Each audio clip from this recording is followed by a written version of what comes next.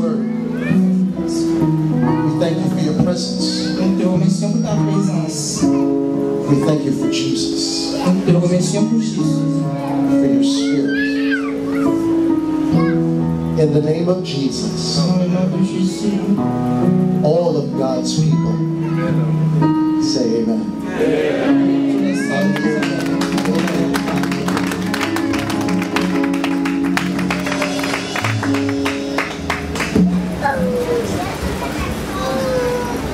Amen.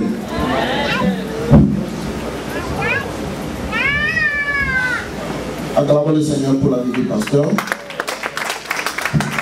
An applause for the life of the pastor. Amen. Amen. Nous allons procéder aux offrandes. It is time for Le offerings. pasteur nous a remis des enveloppes. If you receive the Ce n'est pas envelope, encore les enveloppes que nous avions reçues pour la journée, mais ce seraient donc des offrandes ordinaires et puis des dîmes. these are not the envelope that were given to you through your friends, but this is the giving of tithes and offerings. Donc nous allons donner l'occasion au groupe musical qui va nous conduire dans un moment de louange pour faire les offrandes. Our music group will lead us through the offering. Et après cela, nous allons procéder à la dédicace du lieu. Mais avant que nous nous remettons le lieu entre les mains du Seigneur, notre pasteur, le révérend Marc, va venir pour nous conduire dans un mois d'adoration afin que nous puissions vraiment remettre la place entre les mains du Seigneur. And after that, we will assist the dedication of this chapel to the Lord. And the Reverend Pastor Bach will come and lead the worship. Mark, please, will lead the worship. Donc nous donnons la parole au groupe musical pour... Music group.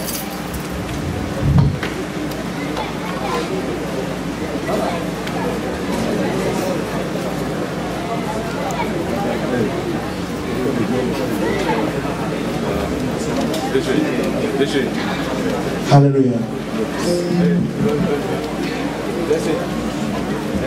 Alléluia. Nous allons donner notre offrande et dire Amen.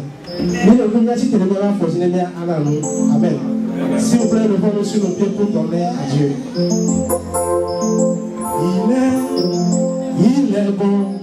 Il est bon, Jéhovah est bon. Il est bon, Jéhovah est bon. Il est bon, Jéhovah est bon. Il est bon, Jéhovah est bon.